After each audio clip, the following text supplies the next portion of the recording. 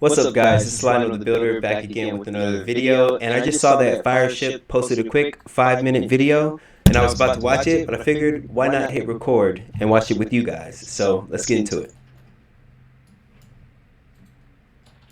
You might find this hard to believe, but Amazon.com's retail business isn't very profitable. Selling consumers cheap Chinese junk is a highly competitive, low-margin business. However, Amazon Inc. becomes profitable after you factor in Amazon Web Services, an insane cash cow that recently hit operating margins of 30%. Renting out servers, aka cloud computing, is one of the best business models of the 21st century, and nearly every indie hacker, startup, and enterprise is highly addicted to it. What they don't tell you is that getting you addicted is essential for the business model to work. Today you'll learn exactly how cloud providers lock you in, what you can do about it, and some new developments that may change things in the future. It is February 12, 2020.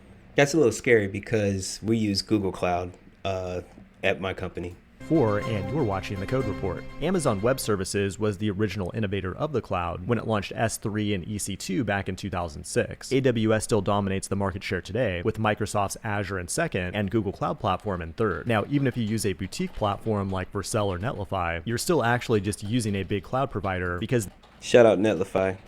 They generally resell AWS services at a higher price in exchange for a fancy UI and better developer experience. What's crazy though is that these companies have the means to stand up their own servers, but they're just as locked into AWS as we are, and you'll find out why in just a minute. Now, the first step to getting someone addicted to something is to start them when they're young. This is what Facebook does with social media, and it's why smokers almost always start before they're 18. On the cloud, they get the addiction started with the free tier. Any new account that signs up gets a few $100 for free, but if you're a startup and have the right VC behind you, you can easily get $100,000 in free AWS credits. It's an awesome deal for a founder, but Amazon is playing the long game. If your startup doesn't fail, they're going to make 100 times that amount off you in the future. In addition, cloud pricing models are extremely complex by design. The more opaque the pricing model, the harder it is to determine the actual cost implications of switching providers. And for enterprise, they offer long-term discounts and additional support, which can be worth billions of dollars when you... That is super true, and the crazy thing about that is like they will give you a bunch of credits and stuff up front. And then think about it. A couple months down the line, after you have developed and written all of that code, how hard it will be to change later on. And then as a startup, you're not going to want to have to pay your developers a month or two of their salary to rewrite and transfer and reconfigure everything to something else. You know, so it definitely works in their favor if your startup does well. You have customers like the Pentagon. Getting you in the door is pretty obvious, but once you're in, they also need ways to make it hard for you to leave. And one way they do that is by charging outrageous egress fees. Egress is when data leaves the network, as opposed to ingress when data comes into the cloud, which is generally free. That means if you use a cloud storage bucket and upload, say, a few petabytes worth of data, then decide you want to go to a different cloud, you're going to have a massive bill to move that data from one cloud to the other. People generally switch clouds to save money, but when you factor in that data transfer bill, it's usually not worth it. I can see that too. And if you have like thousands of documents, you either need to export it or type it manually, which then you would have to pay somebody to like recopy everything themselves. Copy, paste, copy, paste, copy, paste, copy, paste.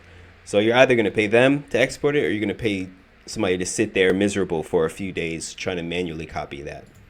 Like when 37 Signals migrated away from the cloud, they were looking at a $300,000 to $400,000 S3 bill just to move the data. There is some good news though. Just a few days ago, Google Cloud removed transfer fees when migrating away from Google Cloud. That's great news for developers because it breaks down the barriers of vendor lock-in. However, some people saw this as a sign that Google Cloud will be killed soon, in which case I would lose this highly unfortunate bet I made last year. That's why I think this is actually a sign of product strength and will hopefully motivate other clouds to do the same. And by the way, there's a 0% chance Google Cloud shuts down anytime soon, as it just hit profitability in 2023. According to Gemini, this move might be related to the EU's Data Act, which is looking to crack down on cloud egress fees. Take a look at this breakdown on getdeploying.com. Platforms like Cloudflare are totally free, while bare metal providers like Linode and Hetzner are very reasonable. But as we get up to AWS and Azure, we see the free allowance decrease and the egress fees increase. But then it gets even worse when we look at platforms like Vercel and Netlify. They're basically pricing their bandwidth at 5 times what AWS charges them. Pretty clever, but why don't they just buy their own server servers to reduce these costs even further. Well, as you can see, their infrastructure is highly dependent on AWS, and their egress fees would be astronomical. And another thing is that many database companies like, say, MongoDB give you the option to choose a cloud when you create an account. Well, if you're a customer with a massive data set, it's going to be extremely expensive to use this service if it's not on the same cloud. And essentially, that forces every big data SaaS company into the cloud. And that's why Jeff Bezos has a $500 million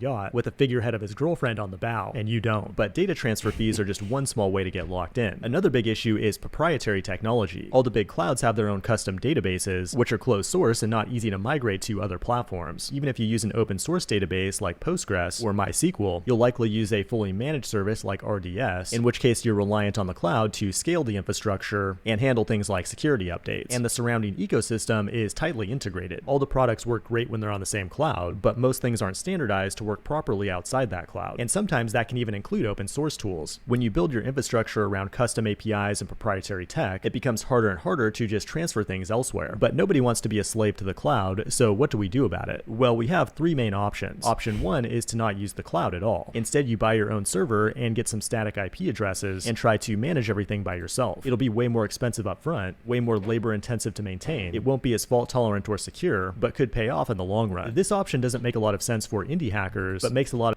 Yeah, that's not gonna happen.